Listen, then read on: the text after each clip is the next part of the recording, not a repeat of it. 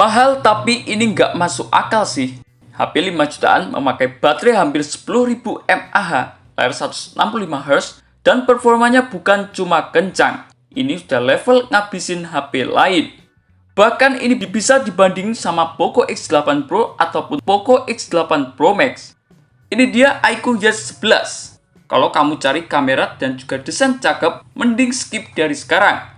Tapi kalau kamu tipe yang butuh performa kencang dan juga baterainya besar, nah ini baru menarik banget. Dan berikut apa saja kelebihan maupun kekurangan yang berhasil tim forum gadget rangkum. Kita mulai dari kelebihannya terlebih dahulu. Kelebihan yang pertama yakni berbekal layar bukan sekedar halus. Pertama adalah dari segi layarnya. Hadir dengan layar dengan refresh 165Hz, di sini bukan cuma angka buat marketing. Dipakai scrolling itu berasa ringan, animasi halus, dan yang paling kerasa itu pas gaming. Respon layarnya menjadi lebih cepat, dan juga pergerakannya jauh lebih presisi. Ditambah mendukung resolusi 1,5K, jadi tampilannya tetap tajam. Sementara kelebihan yang nomor 2 yakni berbekal layar terang dan juga nyaman dipakai lama.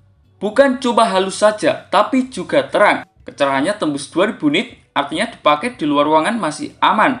Dan yang paling sering dilupakan, dia punya teknologi buat kurangin flicker, ada low blue light dan juga PWM dimming tinggi. Jadi kalau kamu tipe yang lama di depan layar, ini bakalan lebih memanjakan mata kamu.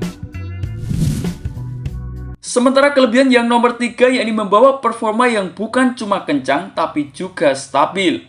Nah, sekarang masuk ke bagian performanya. iQOO Yacht 11 hadir dengan chipset Dimensity 8500 dengan fabrikasi 4 nanometer. Dipadukan dengan RAM LPDDR5X dan juga media penyimpanan UFS 4.1. Secara angka sudah kencang, tapi yang lebih penting ini adalah performa yang stabil. Dipakai multitasking aman, dipakai gaming juga nggak gampang drop. Jadi bukan cuma ngebut di awal doang, tapi bisa dipakai konsisten. Beralih ke kelebihan yang nomor 4, yakni ada chip tambahan yang ini bikin beda.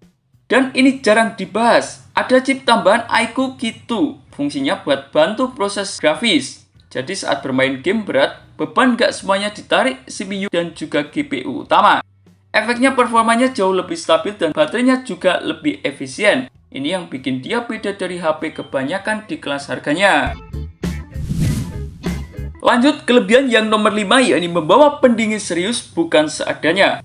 Performanya kencang itu percuma kalau cepat panas. Makanya dia menggunakan vapor chamber besar yakni 7000 mm persegi. Ini bantu nyebarin panas lebih merata. Jadi dipakai buat berlama-lama, suhunya masih tetap terkontrol. Dan ini penting banget buat yang sering bermain game atau memakai multitasking berat. Lanjut ke kelebihan yang nomor 6 yakni baterainya nggak masuk akal. Nah, ini dia bagian yang paling gila daripada iQOO Yacht 11. Hadir dengan kapasitas baterai jumbo 9020 mAh. Ini bukan besar lagi, namun ini udah kelewatan. Pemakaian normalnya bisa lebih daripada sehari, bahkan untuk pemakaian berat masih tahan 2 hari. Dan menariknya tetap didukung dengan pengisian cepat atau fast charging 90W. Jadi walaupun baterainya besar, ngecasnya nggak terlalu lama. Ditambah dengan fitur bypass charging, artinya saat bermain game sambil ngecas harusnya nggak langsung masuk ke baterai, membuat baterai lebih aman dan juga lebih adem. Dari tadi kelihatannya kuat semua, tapi justru karena fokusnya terlalu jelas, mulai kelihatan komprominya. Kekurangan yang pertama yakni material yang dibawanya masih biasa saja. Pertama kita bahas dari build quality-nya. Frame dan bodinya masih plastik, jadi secara feel di tangan ya nggak jelek tapi juga nggak terasa spesial. Di rentang harga segini ada yang sudah mulai memberikan material lebih premium, jadi bisa membuat kamu menjadikan bahan pertimbangan. Kekurangan yang nomor 2 yakni kameranya bukan prioritas. Kamera juga menjadi bukan jualan utama di sini. Hadir dengan kamera utama 50 megapiksel memang cukup oke, tapi ini bukan HP yang fokus ke fotografi. Jadi kalau buat kalian yang cari hasil kamera stand out, ini bukan pilihan terbaik. Sementara kekurangan yang terakhir yakni terlalu spesifik, bukan all-rounder. Dan ini yang paling penting. HP ini terlalu fokus, dia kuat di performa dan juga baterai. tapi nggak mencoba jadi serba bisa. Jadi kalau kalian cari HP yang seimbang di semua sisi, ini mungkin terasa kurang pas. Jadi kesimpulannya, iQOO H11 itu bukan HP buat semua orang. Ini adalah HP buat yang jelas kebutuhannya, mulai dari performa, baterai, dan juga sering dipakai buat aktivitas berat.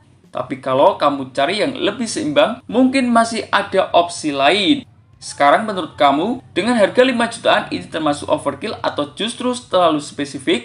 Tulis pendapat kalian di kolom komentar forum gadget.